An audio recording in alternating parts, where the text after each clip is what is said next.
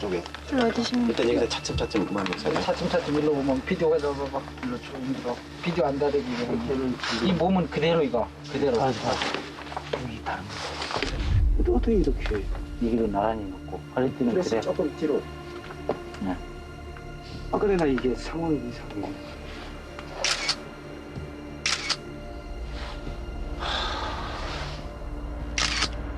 여기 제사 한 번 더 지내야 좀 그래요. 응, 두고 있는데. 네, 여기 이 몸 그대로 몸 그대로 있는데. 같이 들어가가지고 랜턴을 비춰보니까 이건 뭐 기가 막히잖아요. 생전 처음 보는 이제 기겁을 한 거예요.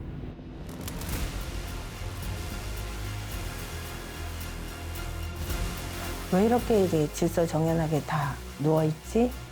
아, 자살인가? 4.3 때 거라면 자살인가? 이분들이? 다랑시골은 그 당시의 4.3에 대한 상징과도 같은 거예요. 유골들의 억울함, 그 참혹함, 그리고 진상, 이것이 하나도 밝혀지지 않는 채 깜깜한 동굴 속에 그냥 있었잖아요. 그러한 상징적 공간이 될까봐 그런 것을 사전에 차단시켜버리자라는 것이 당시 군사정권의 의도라고 봐야 될 것 같습니다. 당국자는 누구였는고, 실행자들은 누구였냐, 책임과 역할이 어떻게 됐는가, 그 모두가 돌아봐야 될 시점이 30중이 아닌가.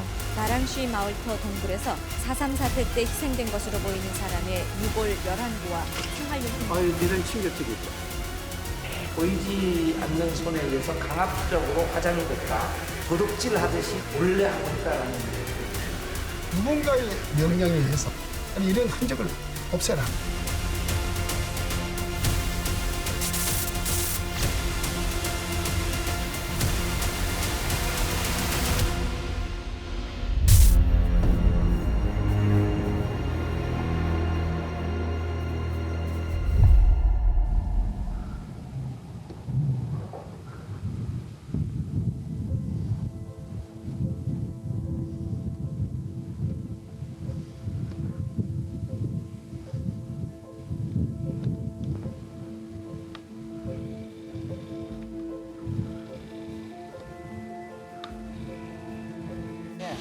다음 올 때는 일로 와야 되겠다.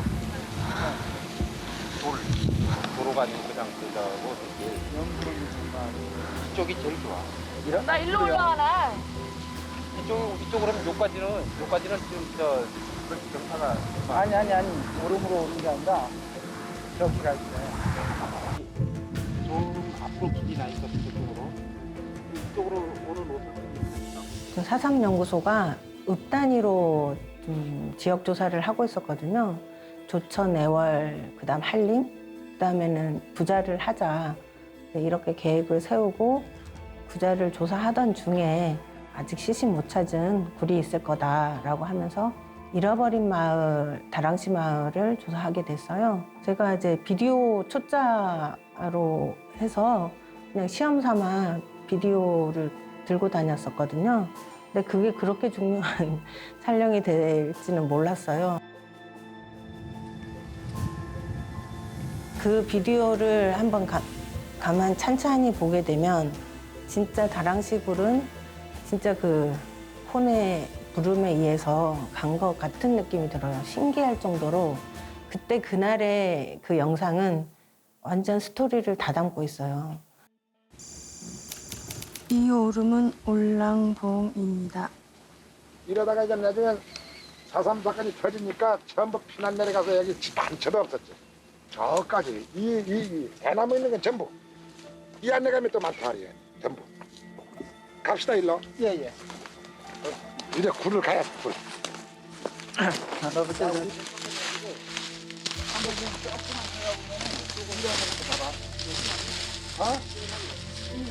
굴이 이렇게 돼. 이게 아닌데. 이곳저곳 둘러보던 중에 아주 우연하게 이거 굴 같은 느낌이 있는 곳이 저 눈에 보였어요. 그래서 이거 굴 같다. 그래서 돌을 몇 개 치워보니까 굴이다. 직감적으로 했고 자칫 많은 사람들이 알려주면 안 되겠다라고 해서 제가 오히려 확인하기 위해서 저쪽 다른 쪽으로 그 증언자들은 다른 쪽에서 한번 좀 찾아봐라라고 저쪽으로 하면서 저와 김기삼 씨만 이제 다시 그 안으로 들어가 봤죠. 그냥 우리 제주 말로 그 지다리굴이라고 그 오소리가 뭐 들락거리는 그런 굴인가 해가지고 무슨 덤불도 덮여져 있고 또 구멍 시커멓게 좀 구멍 같은 게 보였고 그러니까 이제 그걸 이제 손으로 이렇게 펼치고 이제 좀 보자 해가지고 제가 렌트를 갖고 있었기 때문에 그걸로 고개를 집어넣고 이렇게 속을 비춰봤죠. 시신들이 쭉 깔려있는 거예요. 깜짝 놀랐죠. 엄청난 충격이었죠. 근데 그 순간 김기삼 씨도 옆에 있었고 해서 일단 우리가 조용히 해서 좀 더 조사를 좀 해야 되겠다. 그래서 알리지 말자. 발견했다고 하지 말고 조용히 빠집시다. 며칠 있다가 우리만 오자고 해가지고 이거 한다가 있으면 한 3일 정도가 됐는데 그게 두 번째 조사 원격이 되는 거죠. 2, 3일 후에.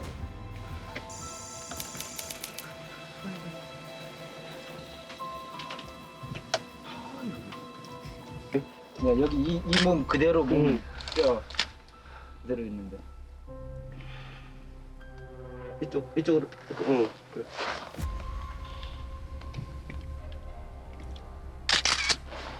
잠깐만. 다시. 그대로.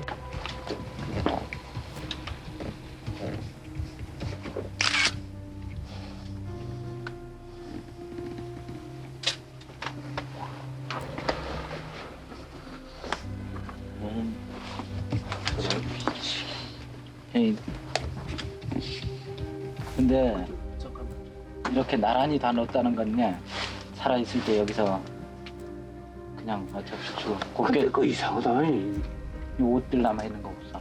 근데 어떻게 이렇게. 여기로 나란히 넣고 허리띠는 그래서 그래. 조금 뒤로. 네. 아, 근데 나 이게 상황이 이상해.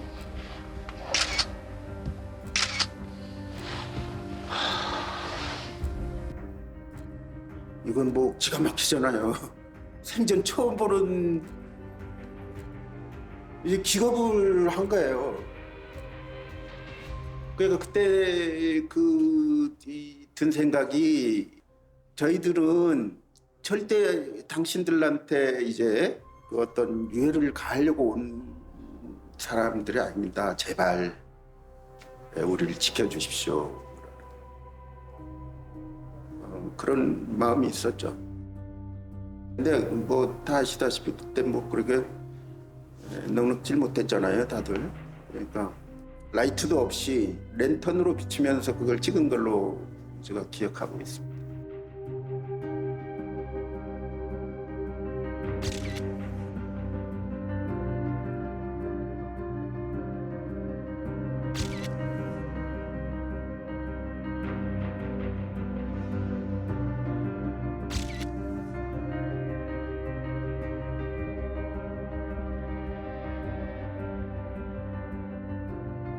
허리띠가 그 시신 위에 놓여 있고, 그다음 썩어가는 고무신 속에는 이제 발뼈 같은 게 그대로 있고, 여자 시신 같은데 머리 쪽 유골 뒤에는 머리카락도 있고 거기에 비녀가 꽂혀 있었어요.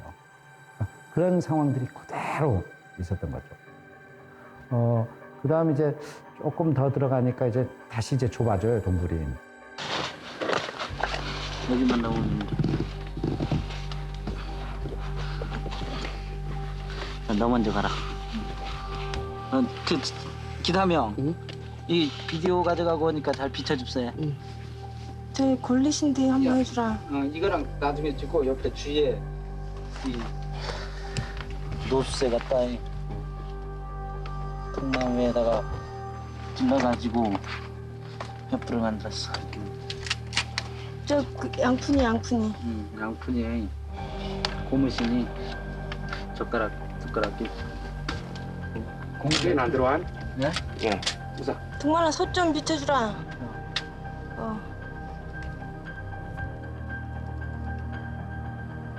아, 여기가 부엌이구나. 이제 이런 생각. 제 눈에 비친 것들은 기억나는 것들은 횃불, 또 안경, 그다음 대바구니들이 좀 많았어요. 대바구니들이 이제 많았었고 워낙 저기 유명한 저 솥단지 2개 그 부분이 좀 기억이 나죠. 동굴이 높이는 약 한 사람이 굽어서 다닐 정도의 높이였고요. 1m에서 1.5m 사이의 높이인데 좀 들어가면 그 넓은 방 같은 게 하나 있고 조금 더 들어가니까 이제 다시 이제 좁아져요, 동굴이. 들어가면 다시 이제 넓은 방 하나. 그래서 이제 허파 모양인데 큰 방 같은 느낌의 10분이 이제 누워 계신 거거든요. 10구는 다 가지런히 누워 있는데 그 마지막 한 구는 굉장히 헝클어져 있었어요. 그래서 굉장히 힘들게 돌아가신 느낌 그런 생각을 했었어요. 이제 점점 들어가서 이제 뭐 아무튼 장면 다 찍고 들어갔어요. 이건 뭐 진짜 잘못하면 이거 찍어도 되는가 이런 신경이죠. 한 30년 전이고. 굴에 처음 들어가서 봤을 때 그 가지런히 이렇게 놓여 있는 그 유해들을 본 거죠. 아, 자살인가? 4.3 때 거라면 자살인가? 이분들이 왜 이렇게 이제 질서정연하게 다 누워 있지? 그런 좀 저는 의심을 가졌으면서 나왔던 기억이 나요. 1991년 3월 한 25일 전후해서 제주 4.3 연구소장이 고창훈 교수님이었거든요. 그 교수님께서 만나자고 해서 커피숍에서 만나는데 유해를 발견했다는 거예요. 발견했다. 그래서 이걸 어떻게 해야 좋을지 모르겠다. 이게 몇 구냐니까 11구래요. 저희들 놀랬죠. 어떻게 할 거냐. 이걸 어떻게 해야 좋을지 몰라서 4.3 취재 반장인 나에게 이제 인원하려 왔다. 그래서 나는 당장 현장 취재 나가자. 이 신문사 편집국의 한쪽 구석에는 몇 명의 기자들이 모여 연일 뭔가 심각한 회의를 하고 있다. 이른바 재민일보 4.3 특별 취재반. 벌써 만 4년간이나 한라산 중산간의 동굴을 뒤지고 3,000명의 증인들을 만나고 800여 종의 국내외 자료를 수집했다. 재민일보가 창간과 더불어서 4.3 말한다는 연재를 하게 됐습니다. 그때는 마을별로 돌아다니면서 마을 상황을 잘 아시는 분들, 그런 분들을 위주로 사건들을 취재하던 그러한 시기였습니다. 그러던 차에 4.3 연구소로부터 합동조사를 하자는 제안을 받게 되었죠. 저는 가기 전에 그 구자면 일대에 대한 그동안의 조사 내용을 이제 검토하다 보니까 최정옥이라는 사람이 눈에 띄더라고요. 피난 생활도 했고 굴 속에도 있었다 하는 그런 증언 내용이 있었어요.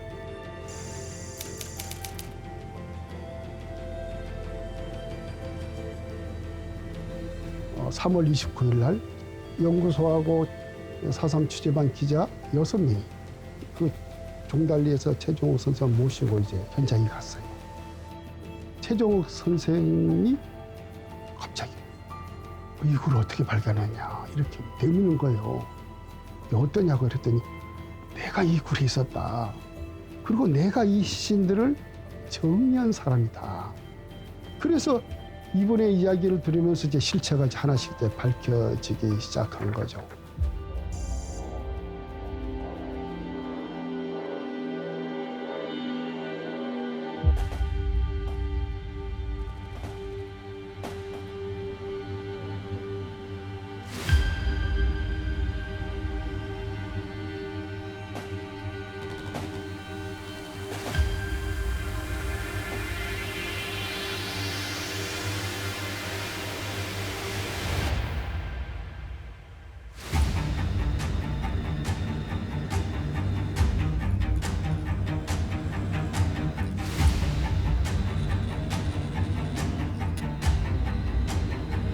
초토화 작전이라고 해서 48년도 11월 달부터 11월 중순경부터 약 4개월 동안 초토화 작전이 벌어졌는데 중산간 마을 모든 마을들을 갑자기 불을 지르고 그다음에 젖먹이부터 80대 노인에 이르기까지 남녀노소 가리지 않고 무차별 학살을 하던 때죠.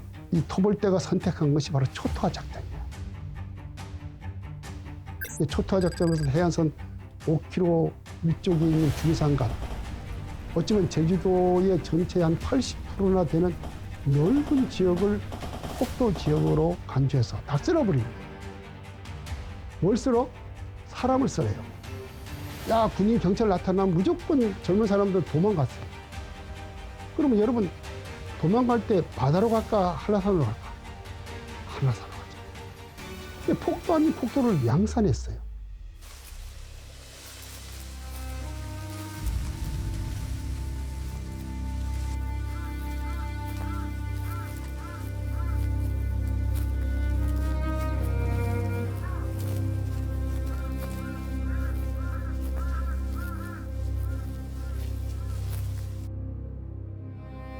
그래서 굴 같은 데를 찾아서 피난을 했던 피난민들이었던 것이죠.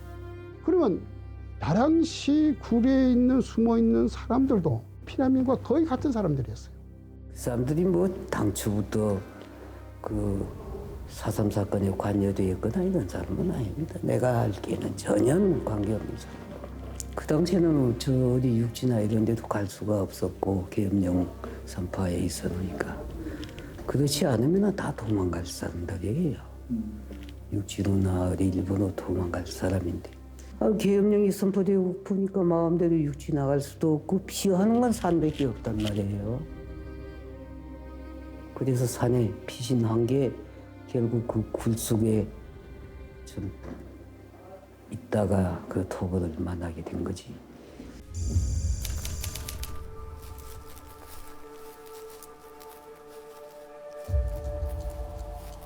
이번에 증언에 의하면 군인, 경찰, 지역 주민까지 총동원된 합동작전에 의해서 그 굴이 이제 발견됐다는 거예요.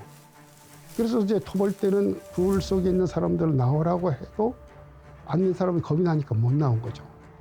그래서 처음에는 수리탄도 던지고 그래도 안 나오니까 입구에다가 이제 지푸라기를 이제 놓고 불을 피워서 결국 연기로 해서 질식사당한 거예요. 그런 죽음의 이야기를 이 최종옥 선생이 하시는 거예요.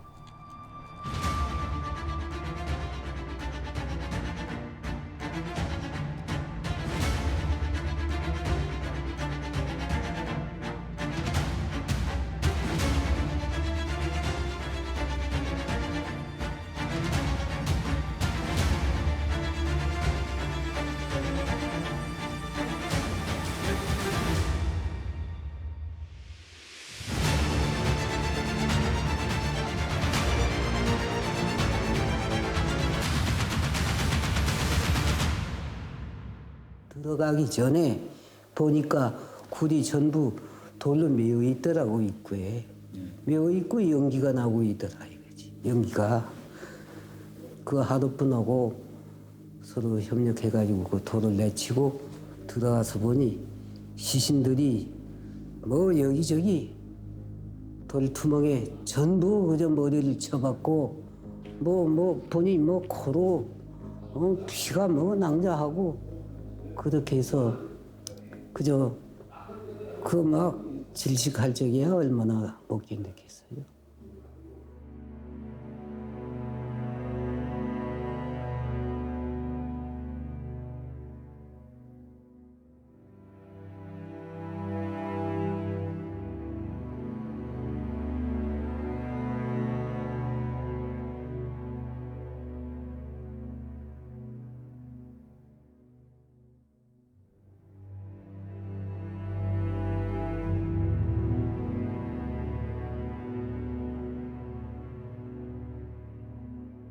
정달리 사람은 정달리 사람대로 내가 시신을 수습해 한 줄로 쭉 시신을 정리하고 번호를 1번은 누구다, 2번은 누구다, 3번은 누구다 해가지고 다 적어가지고 종이 조각에 적어가지고 가지고 다니다가 결국은 뭐 비가 오고 눈이 오고 토벌은 만나고 옷이 젖고 이렇게 하다 보니 그게 자연히 없어진 거예요.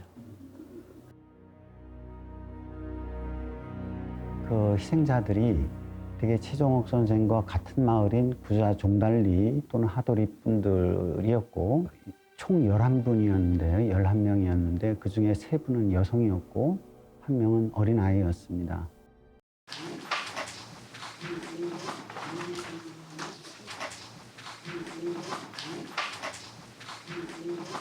이번에 모신 박춘생 할머니께서는 16에 이 4.3 사건을 만나가지고 굉장히 큰 고통을 겪으셨습니다. 큰 박수로 이제 맞이하겠습니다.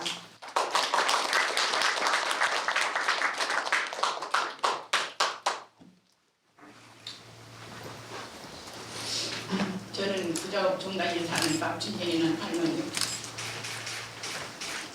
4층에 가는 것보다는 어딘가 모르게 큰 불에 아시다노난 물은 땅땅 내림이 막 물에서 울리는 소리가 나고 어디서 한 며칠 산 것 따고는 한 20일이나 살지 않은 도랑식 불에서 우리 오빠는 다 죽은 거야.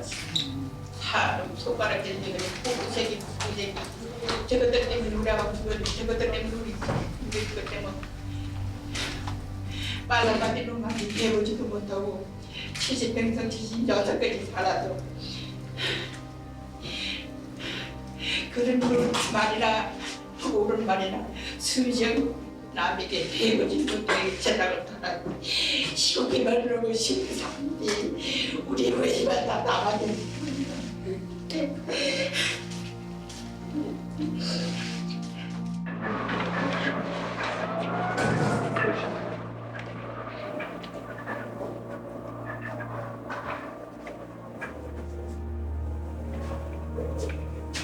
안녕하세요. 어머니 누구고? 어머니 나누게. 안녕하세요. 손님 편 들어보세요. 영영 건강하게. 야? 손도 건강하고. 네. 우리 어머니가 다랑시골에 아마 그 뒤 들어갔다가 외삼촌은 거기 남아 있었고, 그다음에 어머님하고 아마 우리 사촌 형님하고 두 분은 이제 다시 위로 올라간 걸로 지금 저는 기억하고 있습니다. 그럼 그 안에서 돌아가신 분은 그 어머님이 어떻게 관계가 되시나요? 아, 어머님의 제일 큰 오빠. 성함은 혹시? 박봉관. 큰 외삼촌이 어머니 보고 데리고 좀 올라가라. 여기가 위험할 것 같다. 아마 그렇게 해서 아마 전 간 걸로 알아요. 지금 우리 저 외삼촌 그때 그 사건 그것도 지금 증언해달라고 지금 계속 했었는데, 제가 직장을 다니다 보니까 직장에 무슨 내한테 피해가 볼까봐 말을 증언을 안 했어요. 계속 얘기는 하고 싶었는데 또 치매도 와버리고, 지금 같은 경우에는 좀 오래 사셨으면 하는데 몸이 또 워낙 안 좋고 연세도 있다 보니까.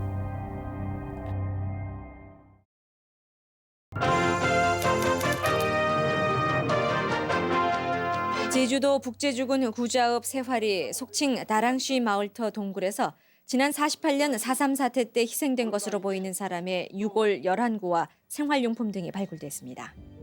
대단히 충격적이었죠. 왜냐하면 4.3에 대해서는 여러 가지 얘기가 떠도는 얘기가 굉장히 많았어요.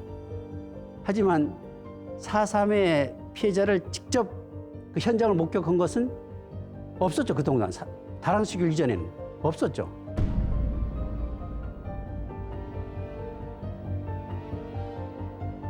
말로만 듣던 그 안매장됐던 또는 그렇게 굴 속에 있다가 그 어느 들녘에서 죽었던 그러한 시신이 실체적으로 발견된 건 처음이었거든요. 그래서 전국적인 반향이 크게 일어났었죠. 처음에 제일 먼저 경찰이 반응은 뭐 자살한 것 같다, 뭐 이런 식으로 해서 자살이 말이 되느냐 이렇게 역공을 펴니까 한 2, 3일 후에는 남부당 아지타다 뭐 이렇게 표방되는 기사죠. 집단 질식사 당한 거를 경찰도 알고 있었던 듯해요. 그걸 알고 있으면서도 자기들이 믿고 싶은, 밀고 싶은 형태로 해서 집단 자살한 것으로 추정된다. 이렇게 해서 보도자료를 내치거든요. 정보를 받지 못한 언론사들은 그걸 그대로 받아 쓰는 경우들이 발생했었죠.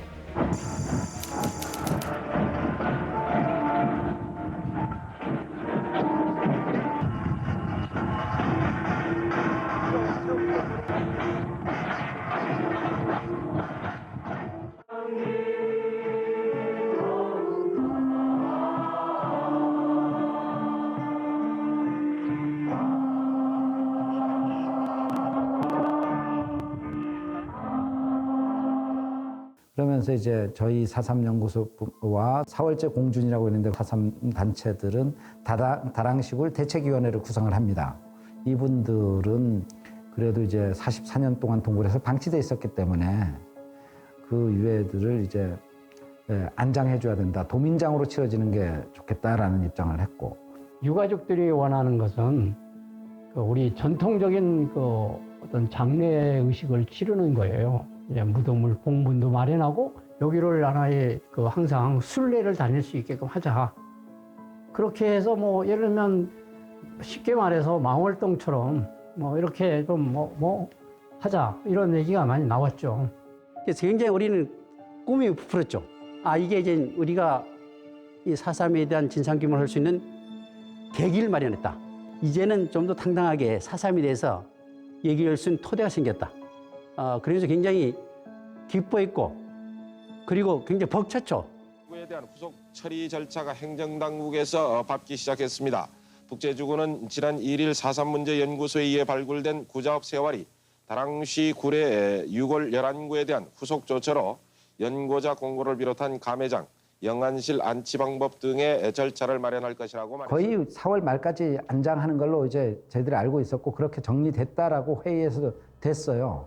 근데 이제 4월 말 5월 초 가면서 갑자기 바뀌었다는 거죠. 행정이 뒷걸음치기 시작한 거예요. 처음에는 도정이 개입하고 나중에는 군청이 개입하다가 이른바 입장이 처리하라는 걸로 위임이 돼요. 어떤 공론화된 이견에 대해서는 아랑곳하지 않고 그것은 유족의 뜻에 따라서 하겠다. 그 말만 되풀이하는 거예요. 이런 봉분 만들지 말고 이제 시신을 화장해서 흔적을 남기지 않는 것이 오히려 우리 유족들의 뜻이다라는 주장을 했던 겁니다. 그러한 주장들이 나오면서 갑자기 양지 바른 곳에 안장하자는 이러한 분위기가 화장해서 바다에 뿌려버리자는 쪽으로 돌변을 해버리게 된 거죠.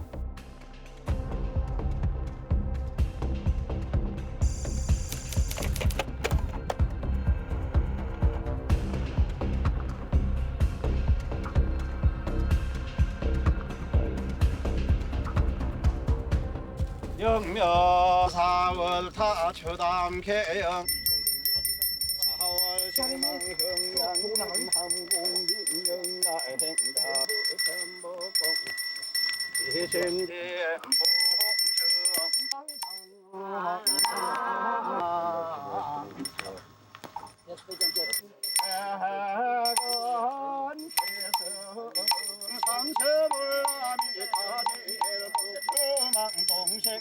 5월 15일 날 장례식 치러진다는 얘기를 전날 듣고 우리가 서둘러 준비를 했죠. 그래서 약속한 시간은 보다 1시간 앞당겨 가지고 장례식을 치러버린 거예요. 저희들이 갈 때는 이제 이미 떠날 우리가 다 돼 있는 거예요.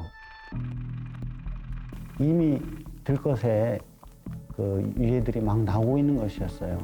그러니까 전격적으로 행정에서가 먼저 그렇게 처리를 서둘러서 해버린 거죠. 그때 그 느낌은 어떻게 이럴 수 있지? 몰래 마치 도둑질 하듯이 진짜로 몰래 하고 있다라는 그 느낌, 아주 급하게 하고 있다라는 느낌을 제가 받았고요.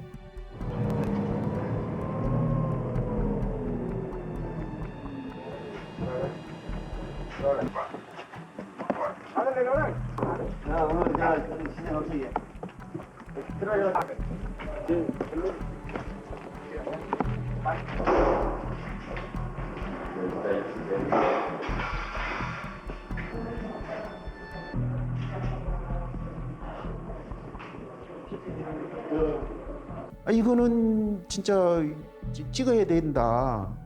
그러니까 그쪽에서 사람을 노려보는 사람들도 많았고, 뭐 형사도 나와 있는 것 같고, 또 저쪽에서 또 이쪽으로 나 찍는 카메라를 들이대고 찍는 분도 있었고. 근데 겁없이 이제 그 과정을 화장장에서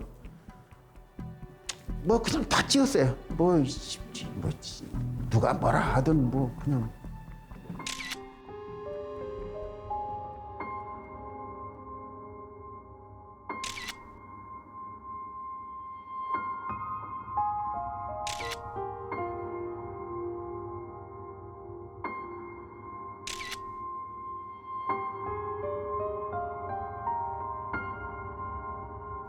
너무도 상해 초라한 거예요. 그 유해들이 궁정들의 유해였다고 해도 이렇게 졸속적으로 처리할 수 있을까? 우리가 상식적으로 보면 이해할 수 없을 정도로 초라했다. 그 당시만 해도 화장한다는 건 좀 깨끗이 정리한다는 그런 뜻이거든요. 왜냐하면 모든 그 증거들이 다 사라지는 거니까. 저는 신부였지만 전혀 뒤에서 그냥 혼자만 고인들을 위해서 그 시신을 위해서 기도하는 방법이 없었어요.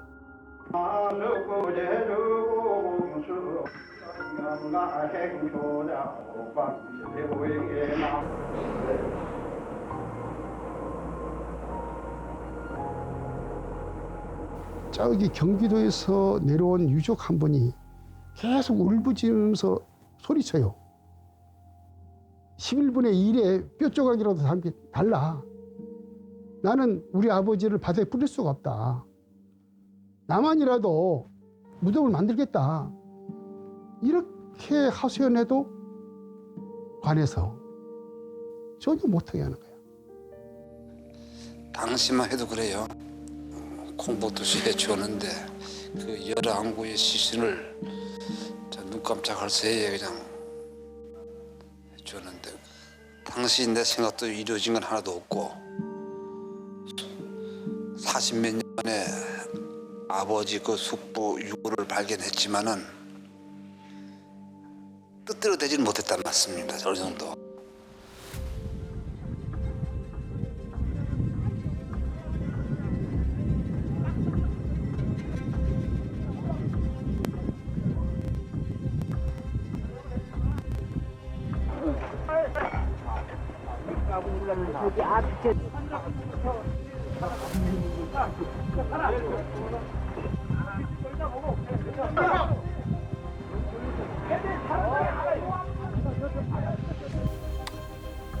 제가 이제 배에 타서 유해를 뿌리는 장면도 이제 취재를 하려고 하는데 부자읍장이라는 사람과 그다음에 경찰이 제 멱살을 잡고 그 배를 타지 못하게 하는 거예요.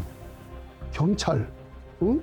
읍사무소 직원들이 막 취재 기자를 못하게 막 회방하는 거예요. 도무지 이해할 수 없는 거죠.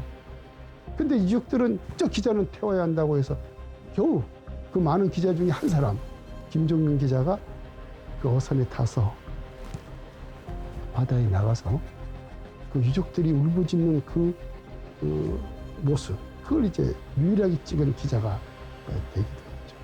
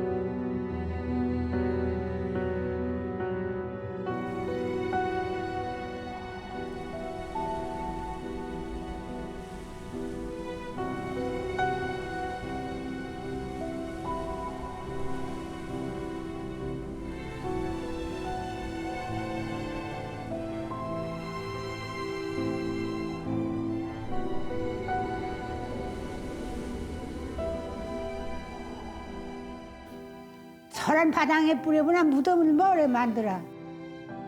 옷만 해내 밑에만 해. 비석만 씌워서.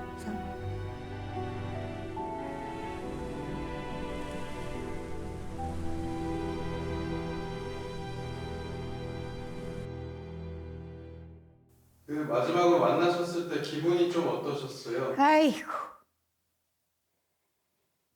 말도 못해. 나같이 운 사람 무엇일 거라.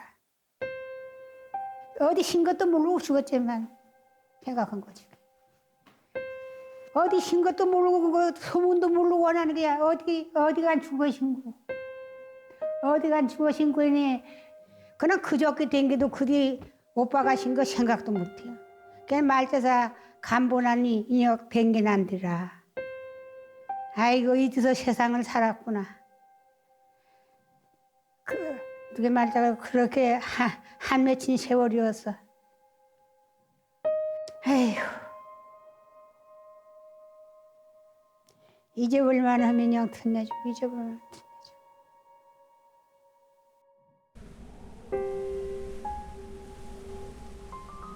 제 삼촌 같은 경우 지금 덩그러니 공동묘지, 가정묘지 옆에 제일 구석에 이렇게 비석 하나만 있는데 요번에도 가서 보니까 정말 가슴이 아프대요. 예. 그러니까 그 당시 지금 같으면 그 다 비어 있는 거 다 수습해서 정성스럽게 모시고 그렇게 해야 될 거 아니에요? 그렇지 못하는 것이 그때 그 현실이었죠. 그러니까 어떻게 살고 어떻게 죽은지도 모르고 나도 이제 70을 맞이하게는 그런 인생을 되돌아보니까 너무 내가 한스럽고 그때 내가 가슴이 얼마나 아픈지 몰랐어요.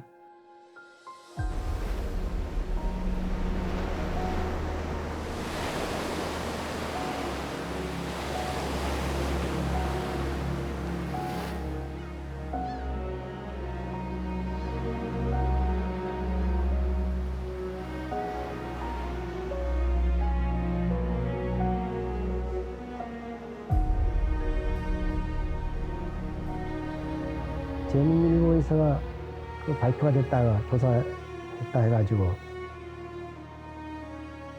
그래서 부랴부랴 넘어왔지요. 아이고 깜짝 놀랐죠. 우리는 사실은 눈물이 안 났었는데 아버지가 그렇게 어디서 죽었는지도 모르고 어디 갔는지도 모르고 몰랐거든요, 사실은. 그게 죽음이라는 게 그냥 사건이 그래 됐으면은 아예 총을 빡 맞아서 죽어버리면 좋건데 그 불을 찔러가지고 다 불에 죽었다니까 얼마나 비참할까. 그게 참 얼마나 고통스럽겠노. 저기 어린 애까지 있었다는데 그게 참 제일 겁나 무섭더라. 무서워. 저는 아버지 얼굴도 모르고 아무도 모르니까 혼자만 있다 살다 보니까 너무 외롭고 그전에는 우리가 사건 요거 나기 전에는요 말 못합니다. 이가 빠르게 새끼들 어디 가서 까 일어나 산폭도 하더라 아버들하고 하면요 정말 비참했습니다. 이게 빨갱이네 쪽이 빨갱이 나가이 빨갱이 폭도에 가면이 눈물이 나. 아 그건 누가 말이야 우리 오빠 그건 고박이 생기다 그네 올라가지도 않는데 산폭도 올라갔지. 우리 어머니 우리 아들은 그런 아들 아니다. 외환 잡아가지고 나가 그만이 곱전 살았지 너. 나도 이 서너 번이 그 소리 들으니 아이고 속 아파.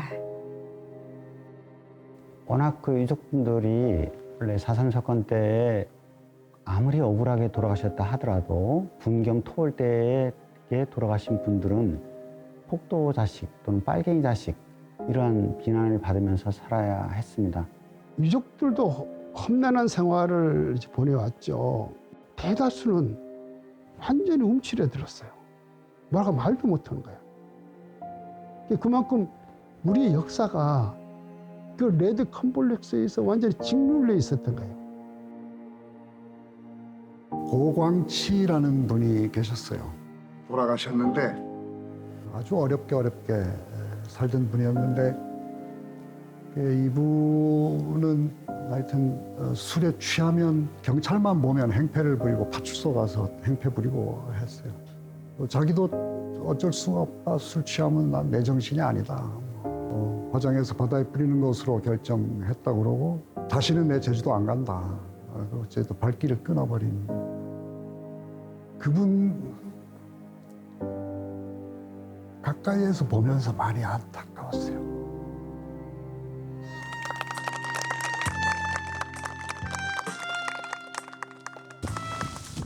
저는 천의 구하로 낯선 육지 땅에서 제주도에 살 수가 없었고 가장 밑바닥에서 지금까지 살아갑니다.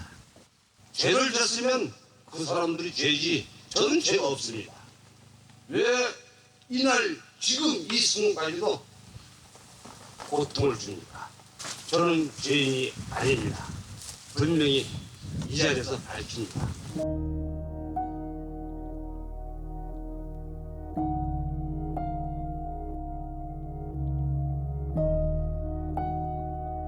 상당히 인자하셨던 분인 걸로 기억합니다.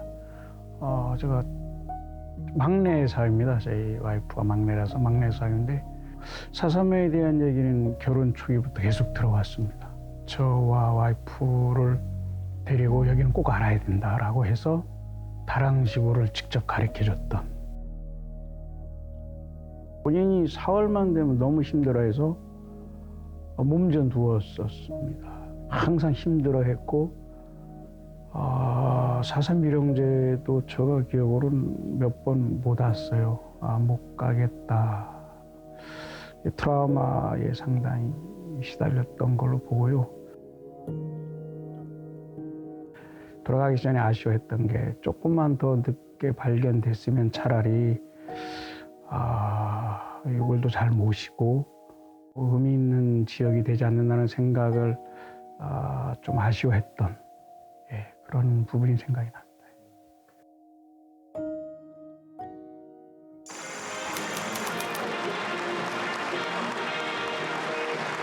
민자당은 오늘 전당대회에서 노태우 대통령을 당 총재로 김영삼, 김종필, 박태준 최고위원을 다시 최고위원으로 재선출함으로써 민자당 수뇌부의 현행 체제는 그대로 유지됐습니다. 네, 다랑시글이 발굴된 시점이 1992년이지 않습니까? 그런데 1992년이라는 시점에 우리 한국 사회의 정치 사회적 환경을 살펴볼 필요가 있습니다. 그때는 대통령 선거가 있을 때거든요. 근데 노태우 대통령 입장에서는, 정권 입장에서는 자신이 사임한 이후에, 퇴임한 이후에 안전을 보장받기 위해서는 정권이 재창출돼야만 했다. 그러한 시점에 전가의 보도처럼 군사정권이 쓰던 수법은 공안정국을 형성하고 그것을 선거에 유리하게 활용하던 것, 그것을 내내 써먹던 수법이거든요. 그 1년 전에 91년도 4월 3일 날 4.3 추모제를 하는데 경찰이 체류탄을 쏘고 400명을 연행하는 그런 시절이었어요. 그런 와중에 갑자기 뻥 하고 이 92년도에 다랑시가 발굴이 세상에 얼굴을 드러내면서 당시 당국에서는 이렇게 어떻게든 수습해서 눌러 제끼려는 상황에서 빨리 정리하자는 게 입장이 아니었겠느냐. 다랑시골 유적 그 유골들을 이렇게 집단 묘육을 조성한다면 그 망월동 묘육처럼 사람들이 막 찾아가서 참배를 하는 그러한 상징적 공간이 될까봐 그런 것을 사전에 차단시켜버리자. 이 사건을 다랑시골 사건을 잘 막지 못하면 본물처럼 이 4.3 진상규명과 나올 것이다.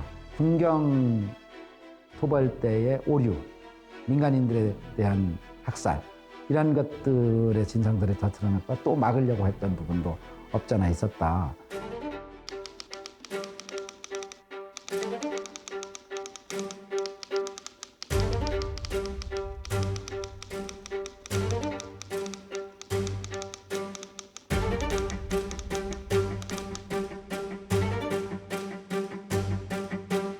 우리가 현장은 목격되지 못했지만 그 유족들도 굉장히 당국으로부터 압박을 받고 있다. 자기 마음대로 할 수 없다는 것을 피부로 느낄 수가 있었어요.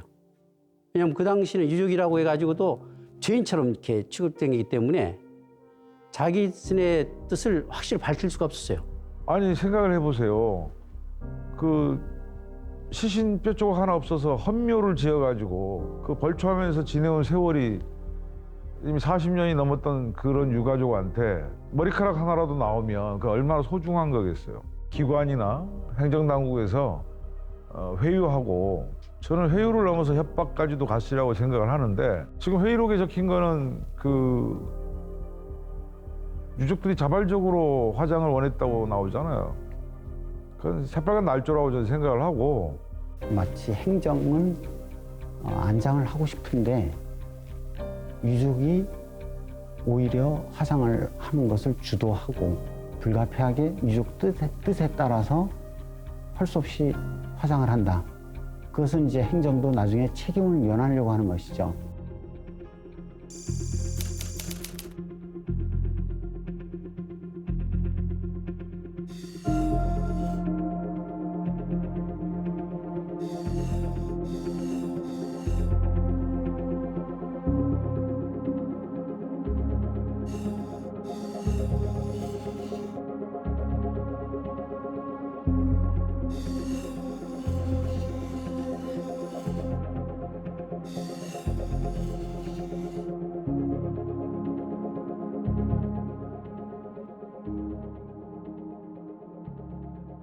그때 당시 분위기가 그 다랑시골에서 돌아간 사람이 좀 나쁘게 표현하면 폭도였다.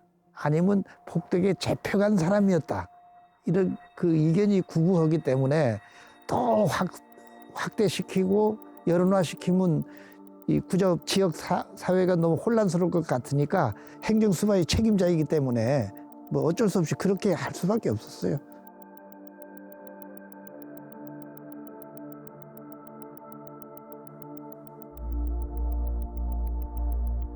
내가 맡아가지고 한 거는 일주일도 안 간 거예요. 이런 시국 사건은 빨리 매끄럽게 처리하는 게 행정에도 도움이 된다. 내가 다 그 부서별로 해가지고, 야, 넌 가서 말이야, 저 스님하고 해가지고 절충해. 그리고 사회계장 넌 말이야, 이 재물 이거 말이지 하는데 시에 가서 다 주문하고, 응? 이 사람들 아주 융숭하게 말이지 그 보내지 않으면은 나중에 유족들이 가만히 있지 않을 거야. 뭐 어느 날 뭐 그 저 다음 날, 야, 나한테 전화 왔어. 네 의무장관 나한테 전화 온 게 그 뭐냐? 아, 그 저 일 잘 깨끗이 처리했다고 그 도에서 그 동양 올라가니까 거기에 대해서 군수님한테 수고했다고 전화 온 걸 겁니다. 나 그런 얘기를 한 거예요.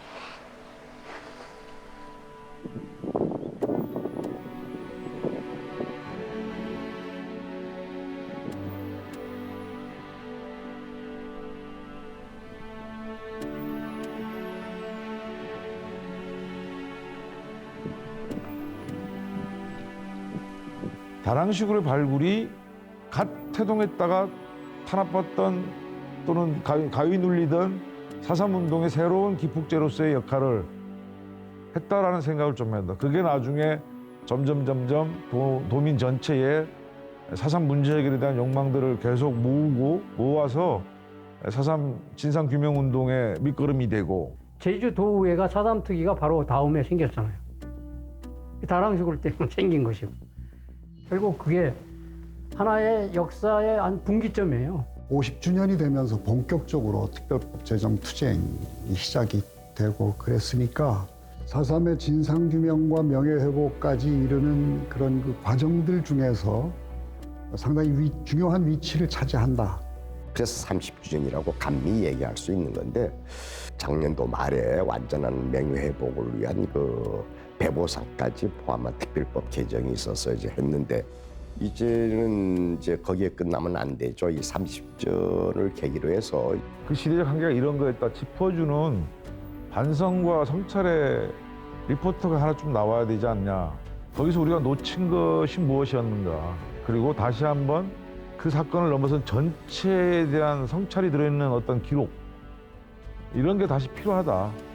그런 취지에서 30주년을 좀 우리가 통해서 정리할 필요가 있다는 생각을 합니다.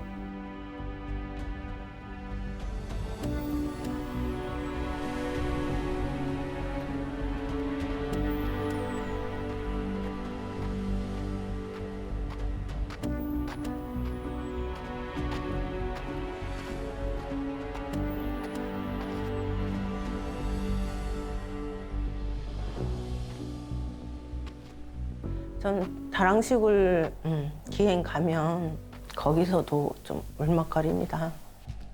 지키지 못한 거에 대한 죄송스러움이 있고, 당시 어린 나이였어요. 저는 그때 25세인데 유족분들 만나면 저는 굉장히 미안하고 죄스러운 감정인데, 이거는 저만의 마음은 아니에요.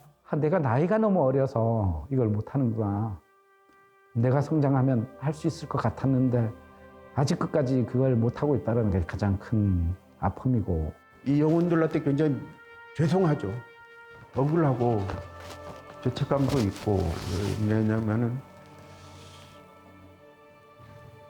위령비 하나 뭐 세우지 못했잖아요. 거기에 조그만 비석이라도 하나 세워서 바다에 뿌려진 그 열한구의 희생자들, 그분들의 넋을 달랠 수 있어야 된다고 봅니다.